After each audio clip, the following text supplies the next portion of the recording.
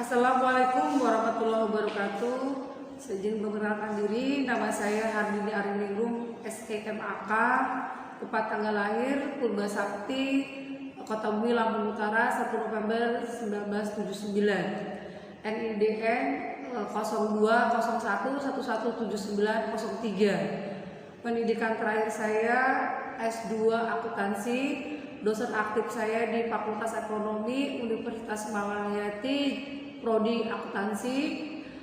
Di sini saya akan menjelaskan rencana pembelajaran saya dengan mata kuliah yang saya ampu perpajakan 1. Di sini saya akan menjelaskan deskripsi daripada mata kuliah perpajakan 1 yang dimulai dari kompetisi utama adalah kompetisi utama mata pelajaran ini adalah mampu mengadministrasikan perpajakan meliputi menghitung pembayaran, melaporkan, pencatatan, dan penyajian dalam laporan keuangan.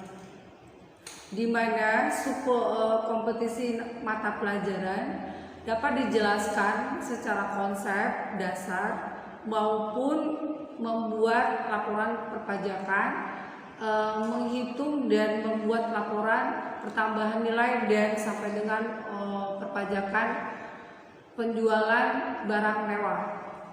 Di mana deskripsi mata pelajaran ini mahasiswa mampu atau mempertunjukkan memberikan wawasan pengetahuan kepada halayak atau masyarakat Indonesia untuk mengetahui tentang konsep dasar perpajakan dan sistem perpajakan di Indonesia, termasuk dalam mata ajar, pengertian asas, definisi, ciri-ciri fungsi, jenis pajak secara umum, pengetahuan pajak, aspek ekonomi hukum, dan pemungutan pajak luar dan dalam negeri. Mata ajar ini juga membahas ketentuan pajak yang berlaku untuk Indonesia, penghasilan serta pajak pertambahan nilai dan pajak penjualan barang mewah. Demikianlah deskripsi mata ajar ini. Kurang dan lebih saya mohon maaf dan saya akhiri. Assalamualaikum warahmatullahi wabarakatuh. Assalamualaikum warahmatullahi wabarakatuh. Waalaikumsalam warahmatullahi wabarakatuh. Baik, selamat pagi menjelang siang ya. Hari ini kita lanjutkan materi kita yang berjudul pajak penghasilan pasal 21. Sebelumnya kita mari bersama-sama berdoa bersama-sama supaya kita kuliahnya lancar sampai dengan selesai. Berdoa mulai. Selesai. Baik, saya akan jelaskan ya. Saya buka pasal dulu. Mari kita ke materi tentang pajak penghasilan PPh pasal 21. Pajak PPh pasal 21 ya Pak ya. Kita mulai dari pengertian dari PPh pasal 21 adalah pajak penghasilan yang dipungut sehubungan dengan pekerjaan. Dia ada jasa, ada kegiatan yang dilakukan oleh orang wajib pajak pribadi atas penghasilan atas gaji ya, gaji bisa, upah bisa, honorer bisa, tunjangan juga bisa, pembayaran lain dari nama dan dalam bentuk apapun sehubungan dengan pekerjaan atau jabatan jasa dan kegiatan yang dilakukan oleh WPOP dalam negeri. Oh ya, WPOP itu adalah wajib pajak orang pribadi, di mana PPh pasal 21 itu ada potongan, setoran dan laporan oleh pemotong pajak yang memberikan pekerjaan adalah pendahuluan pemerintah atau dana pensiun, badan, perusahaan dan penyelenggaraan kegiatan. Selain dari pengertian tadi, ada juga kita ada wajib pajak PPh pasal 21 yang menerima penghasilan yang dipotong oleh PPh 21, yaitu yang pertama adalah pejabat negara yang PNS, terus pegawai, ada pegawai tetap, pegawai dengan status wajib pajak luar negeri atau dalam negeri, atau tenaga lepas, atau penerima pensiun, penerima honorarium dan penerima upah. Kalau itu tadi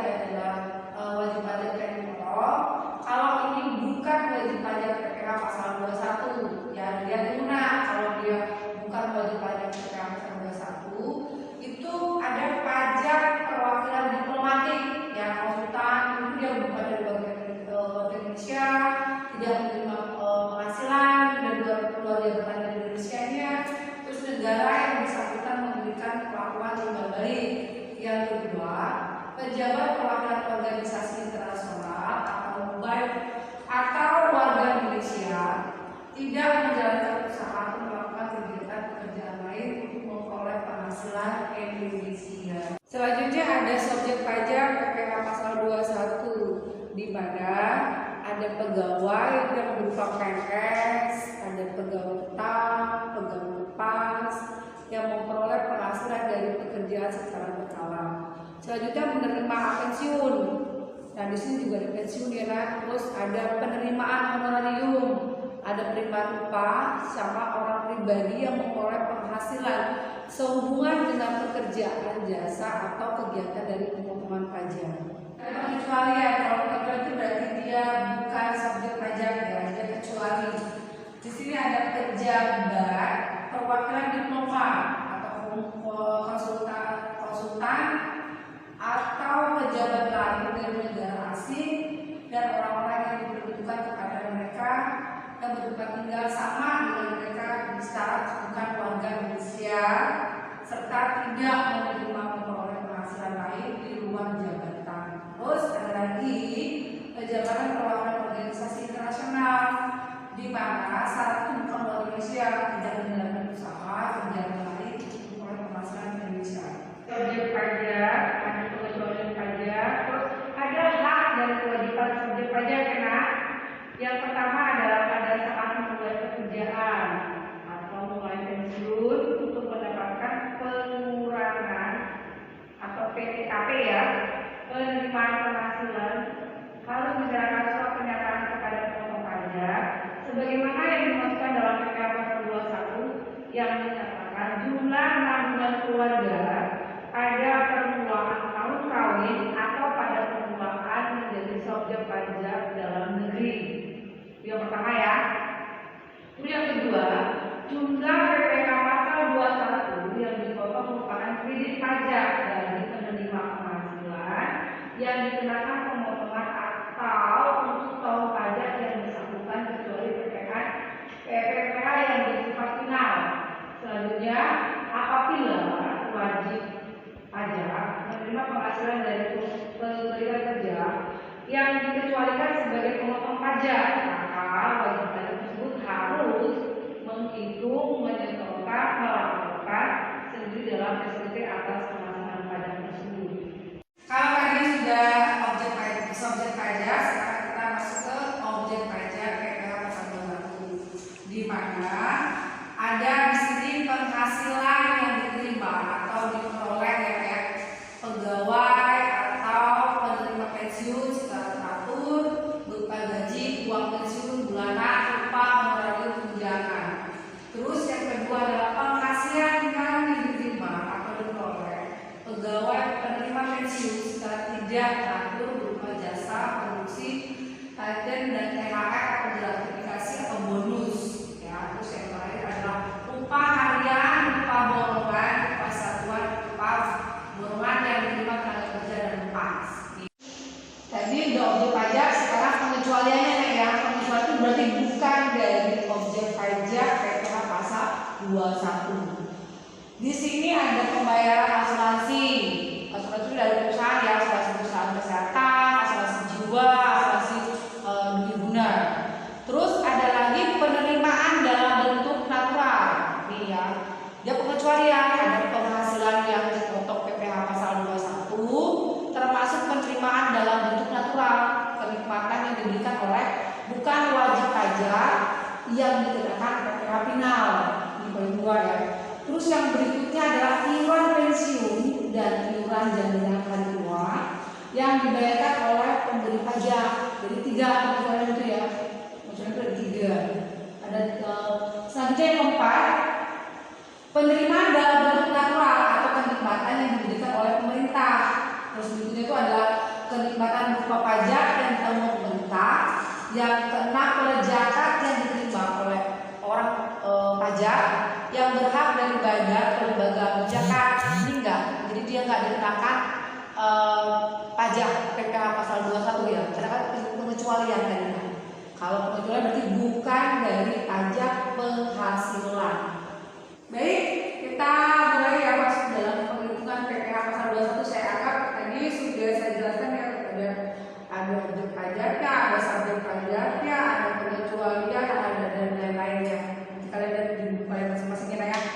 Terus di sini ada yang namanya perhitungan, di mana ada biaya jabatan. Nah, biaya jabatan itu berupa ada penagihan pemeliharaan penghasilan besarnya itu 5% dari penghasilan bruto ya. Setinggi-tingginya itu 6 juta setahun atau 500.000 sebulan ya. Terus selain itu apa lagi selain pejabat? Ada juga pensiun. Nah, pensiun itu ada biaya pendapatan penagihan ya. Di situ ada 5% juga dikenakan penagihan brutonya. Pensiunnya setinggi-tingginya 432.000 sampai dengan 36.000 per bulan. Nah, terus tarif pajak yang menerapkannya itu adalah PPh pasal 17 Undang-Undang PPh diterapkan atas PKP-nya. Di situ ada pegawai tetap ya, sebesarnya penghasilan bruto dikurangi dengan biaya jabatan tadi. Biaya jabatan, biaya pensiun, PPKP itu dikurangi ya. Bukan ditambahnya dikurangi ya. Oke. Terus ada lagi penerimaan pensiun yang dibayar secara per bulan, misalnya penghasilan bruto dikurangi dengan biaya pensiun, biaya PPKP tadi. Terus ada lagi pegawai yang tidak tetap, pegawai penggaji calon pegawai yang dibayarkan secara per bulan sebesar penghasilan bruto atau PPKP. PPKP dikurangi ya. Terus selanjutnya adalah distributor perusahaan MLM ya. Itu juga sama nak, brutonya setiap bulan dikurangi dengan PPKP per bulannya berapa. Makanya PPh pasal 21 sama dengan PKP dikalikan pasal 17 Undang-Undang PPh. Nih ya, punya saya ya. Pak. Baik, dari materi yang sudah disampaikan ini ada pertanyaan atau tidak, Nak? Bunda izin bertanya. Nama saya Murtida Sari. Saya izin bertanya tentang objek pajak PPh pasal 21 tadi mengenai upah borongan itu. Maksud dari upah borongan itu apa ya, Bunda?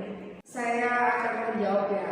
Jadi di sini kan ada objek pajak tadi PPh pasal 21 itu tentang ada upah harian, upah borongan, upah satuan, upah yang diterima tenaga kerja lepas. Nah, kamu tanya tadi apa? Upah borongan. Upah borongan itu adalah contohnya itu tenaga lepas harian ya, yang borong itu kayak misalkan bangunan lah, yang bangun gedung atau ruko atau jalan. Nah, itu namanya upah borongan. Ya, yang upahnya itu yang dikasihkan dalam satu hari. Nah, itu satu hari itu juga. Itu kalau buruhnya. Tapi kalau mandor, borongan juga nah. Tapi dia kan sebulan sekali. Itu bedanya di situ. Itu yang namanya objek pajak PPh pasal 21. Apakah itu juga termasuk di dalam itu? Dia masuk karena dia ada upah borongan di dalam itu. Baik, Bunda, terima kasih banyak atas penjelasan ini. Bunda, ingin bertanya. Saya Apriliando. Di penerima penghasilan yang dipotong PPh pasal 21 itu kan diantaranya ada pejabat negara tuh.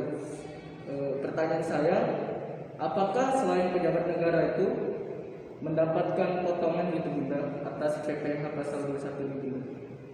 Baik, Apriliando, saya akan jawab. Namanya PPh pasal 21 dalam penerimaan penghasilan yang dipotong. Tadi kamu tanyakan apakah pejabat negara aja Bu yang dipotong gitu ya? Di sana ada juga ada dosen enggak dipotong. Terus itu kan 10% ya, 10% dari penghasilan si dosennya. Itu untuk PPh pasal 21 wajib pajak yang harus dibayar setiap tahunnya. Terus ada lagi